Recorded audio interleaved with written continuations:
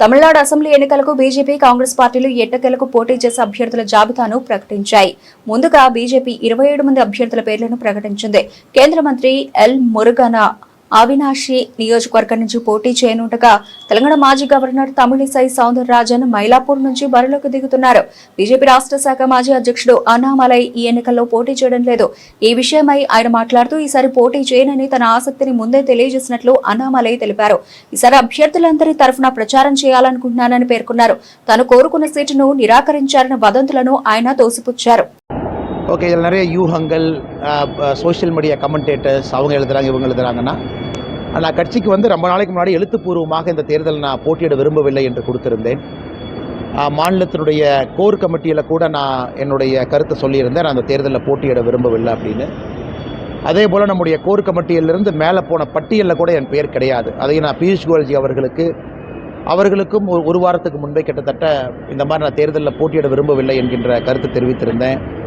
அதே போல் பாரதிய ஜனதா கட்சியினுடைய அகில இந்திய பொதுச் செயலாளர் திரு சந்தோஷ்ஜி அவர்களுக்கும் தலைவர் திரு நிதின் நபீன் அவர்களுக்கும் என்னுடைய கருத்தை நான் சொல்லியிருந்தேன். அதனால் கட்சி என்னுடைய கருத்துக்கு மதிப்பளித்து என்னை பிரச்சாரத்துக்கு பயன்படுத்தியிருப்பது எனக்கு மகிழ்ச்சி தான். காரணம், இந்த தேர்தலை பொறுத்தவரை எல்லோருக்கும் பணி செய்கின்றேன். தமிழ்நாடு முழுவதுமே பாரதிய ஜனதா கட்சியினுடைய வேட்பாளர்கள் 27 பேர் இருக்காங்க. அதனால் நம்முடைய தேசிய ஜனநாயக கூட்டணியுடைய வேட்பாளர்கள் அனைத்து இந்திய அண்ணா திராவிட முன்னேற்ற கழகம், பாட்டாளி மக்கள் கட்சி, ஏஎம்எம்கே, எல்லா கூட்டணி கட்சி, தமிழ் மாநில காங்கிரஸ் எல்லோருக்கும் நான் பிரச்சாரம் செய்வதற்கு தயாராக இருக்கிறேன். ஏன்னா நேற்று கண்ணூர் கேரளாவில் இருந்தங்கன்னா இன்றைக்கி சென்னையில் இருக்கேன், சாயந்தரம் புதுச்சேரி பிரச்சாரத்தில் இருக்கேன், நாளைக்கு கேரளா மூணாறில் இருக்கேன், நாளான்னைக்கு திரும்ப இங்கே இருக்கேன். ஸோ எனக்கும் 21ஆம் தேதி முடியும் வரை ஒரு ஊர் நானும் சென்று கொண்டிருக்கின்றேன். கட்சியினுடைய வேட்பாளர்களை வெற்றி பெற செய்வது என்னுடைய கடமையாக நான் பார்க்குறேன். அதே நேரத்தில் எப்பொழுதும் நான் ஒரு கேண்டிடேட்டு, இந்த தொகுதி எப்பொழுதும் எந்த லிஸ்ட்டில் எந்த ரேஸ்லையும் நான் இல்லை. ஏன்னா பேப்பரில் நீங்கள் நிறைய எழுதுறதுனால நான் கிளாரிஃபை பண்ணுறேன்.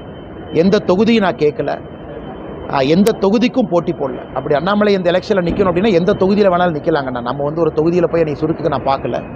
எல்லா தொகுதிக்குமே வேட்பாளர் இருக்கிறாங்க. உதாரணத்துக்கு கோயம்புத்தூரை பொறுத்தவரை ஒரு சிட்டிங் எம்எல்ஏ எங்கள் வேட்பாளராக இருக்கிறாங்க, அவங்க போட்டியிடுவது தான் முறை. அதே போல் மொடக்குறிச்சி போன்ற இடத்துல நிறைய பேர் வேலை பார்த்துருக்குறாங்க. அதே போல் சவுத் எடுத்துக்கிட்டிங்கன்னா கூட நாகர்கோவிலில் எம்ஆர் காந்தியை திரும்ப போட்டியிடுறாங்க. எல்லா இடத்திலும் கூட கட்சிக்கு பணி செய்வதற்கு ஒரு வாய்ப்பு.